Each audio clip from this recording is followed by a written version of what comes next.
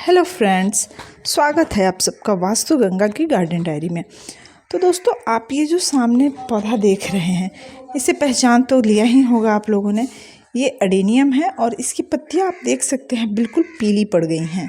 और साथ ही साथ ये एक जो पौधा है जिसमें बर्ड्स बने हुए हैं, लेकिन इसकी पत्तियां काफ़ी कंडीशन में दिख रही हैं, यानी कि ये पौधा अच्छा दिख रहा है।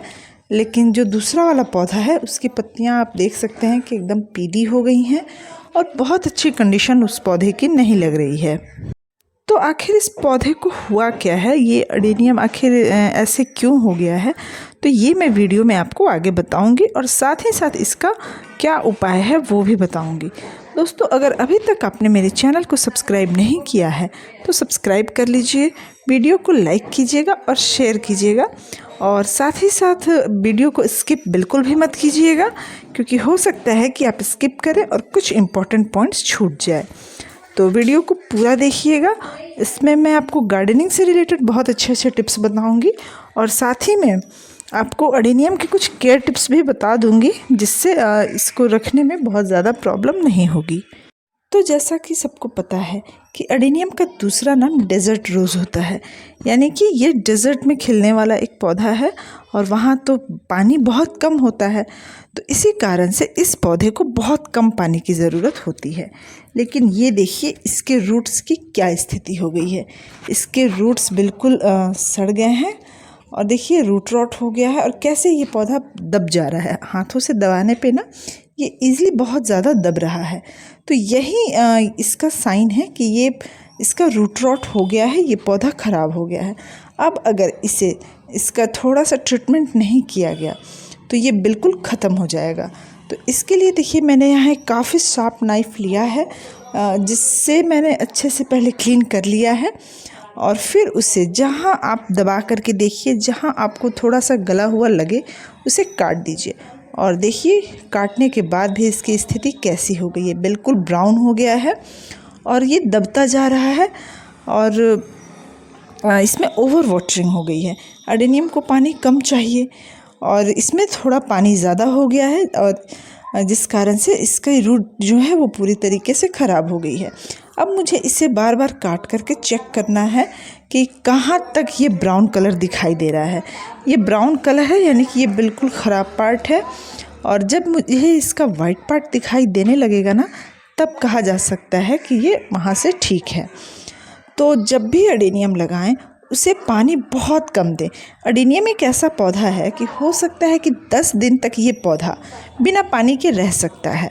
ये कंफर्म है कि अगर 10 दिन तक आप उसे पानी नहीं देंगे, महीना दिन पानी नहीं देंगे, तब भी ये पौधा नहीं मरेगा।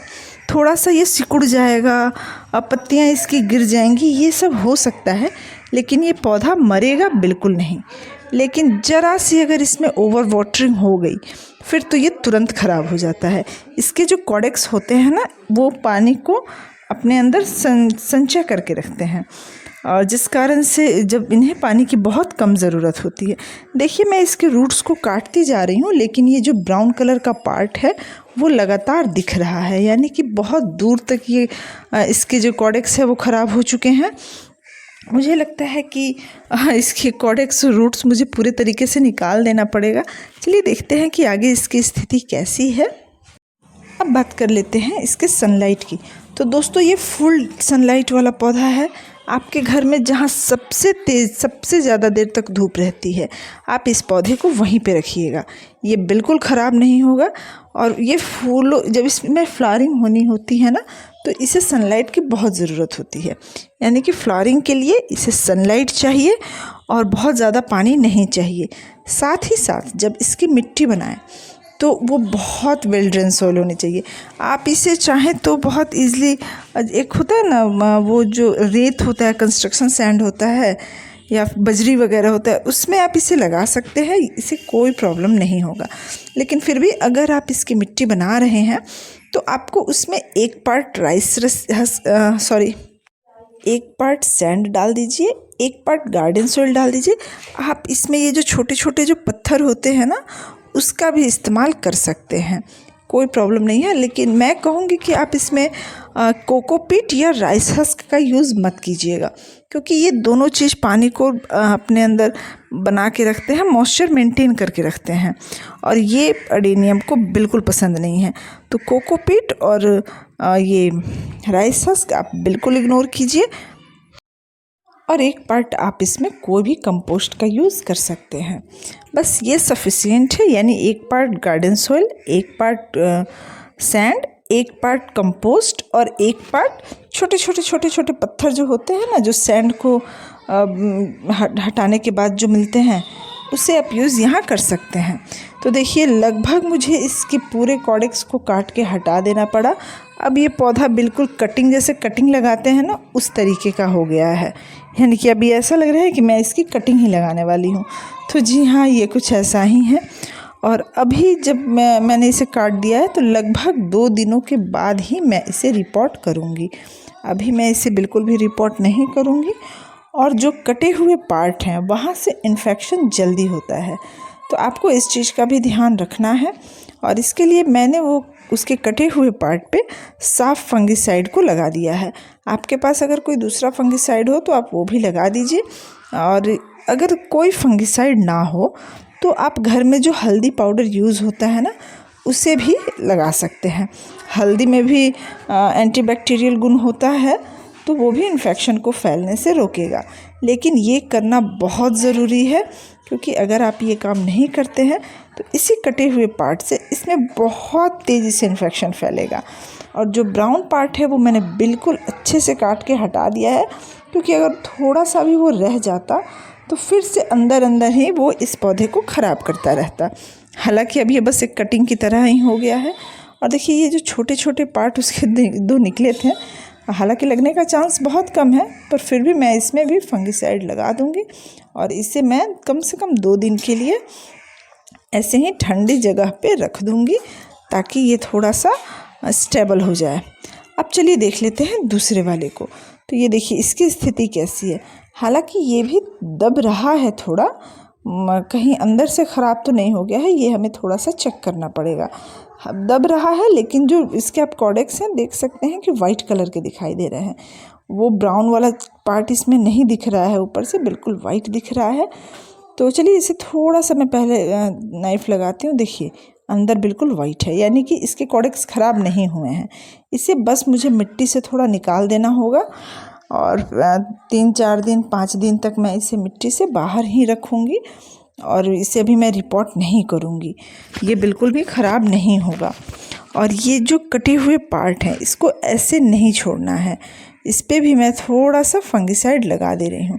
लेकिन फिर मुझे ध्यान आया कि इसमें तो अभी बहुत सारी मिट्टी लगी हुई है, इसके जो कॉडेक्स में बहुत सारी मिट्टी लगी हुई है, तो उस मिट्टी को भी हटाना बहुत ज़रूरी है, क्योंकि ये भी हो सकता है कि फंगस का अटैक वहाँ से भी हो सकता है। तो चलिए पहले इस मिट्टी को अच्छे से हटा देते हैं। और कुछ मैंने फिंगर्स से ऐसे करके मिट्टी को निकाला है, लेकिन इस तरीके से ये सारी मिट्टी नहीं निकल पाती है। तो इसे निकालने का मैं दूसरा तरीका आपको बताती हूँ, जो कि बहुत ही ईजी है और बहुत ही इफ़ेक्टिव है। इसके जो रूट्स हैं वो भी नहीं टूटेंगे, और बहुत हार्डी प्लांट होता है एडेनियम, सबको पता है। और देखिए ये फंगिसाइड है, इससे मैंने थोड़ा सा पानी लिया है, और उस पानी में इस फंगिसाइड को डाल के अब इसके कॉडेक्स को इसमें डिप कर देना है। और फिर जैसे ही धीरे धीरे आप ये चारों तरफ गीला होगा ना, तो इसकी जो मिट्टी है वो निकलती जाएगी। देखिए बहुत अच्छे से मैं इसकी मिट्टी क्लीन कर ले रही हूँ। बहुत आसान तरीका है, और किसी भी प्लांट को उसके मिट्टी को रूट से अलग करने का ये बहुत ही इफ़ेक्टिव तरीका है। तो ये करना बहुत ज़रूरी है, क्योंकि अब मैं इसे लगभग 1 हफ्ते के बाद ही रिपोर्ट करूँगी, उससे पहले मैं इसे रिपोर्ट नहीं करूँगी। अडेनियम में फर्टिलाइज़र के रूप में आप बोन मिल भी दे सकते हैं। बोन मिल अडेनियम को बहुत पसंद होता है, और अगर इसकी ग्रोथ रुक गई है या फिर इसके फ्लावर्स नहीं आ रहे हैं, तो आप बोन मिल का इस्तेमाल कर सकते हैं। 8 इंच का पॉट है, तो उसमें आप ½ टीस्पून बोन मिल का यूज़ कर लीजिए, बहुत स्लो रिलीज़ फर्टिलाइज़र है और बहुत इफ़ेक्टिव होता है बोन मील के लिए। तो देखिए मैंने इसे अच्छे तरीके से क्लीन कर लिया है पानी से, और अब मैं इसे ठंडी जगह पे सूखने के लिए रख दूँगी, बिल्कुल सुरक्षित। और इसके बाद लगभग 1 हफ्ते के बाद मैं इसे रिपोर्ट कर दूँगी। और जो कटिंग हमारी थी उससे मैं लगभग 2 दिन के बाद फिर से उसे रिपोर्ट करूँगी। और फिर से जो मैंने कट लगाया था उस पर मैं एक बार फंगिसाइड लगा दे रही हूँ। देखिए इसमें 3 बार फंगिसाइड का यूज़ मैंने कर लिया है। तो इन्फेक्शन का तो चांस बहुत कम है। और हाँ, एक और चीज़ मैं आपको बताना चाहूँगी कि इसके जो रूट्स कटे थे, जो इन्फेक्टेड पार्ट था, तो होता है कि प्लांट्स हम लोग जनरली प्लांट्स के जो वेस्ट पार्ट होते हैं उसे कंपोस्ट बिन में डाल देते हैं कंपोस्ट बनाने के लिए, लेकिन ये काम यहाँ बिल्कुल नहीं करना है, वरना आपकी मिट्टी और आपका कंपोस्ट दोनों ही ख़राब हो जाएगा। तो दोस्तों, अडेनियम से रिलेटेड ये थी कुछ जानकारी। उम्मीद करती हूँ कि आपको वीडियो अच्छा लगा होगा। अगर अच्छा लगेगा तो लाइक कीजिएगा, शेयर कीजिएगा और चैनल को सब्सक्राइब ज़रूर कीजिएगा। और ऐसे ही हंसते रहिए, मुस्कुराते रहिए, गार्डनिंग करते रहिए, खुशियाँ बांटते रहिए। Happy gardening.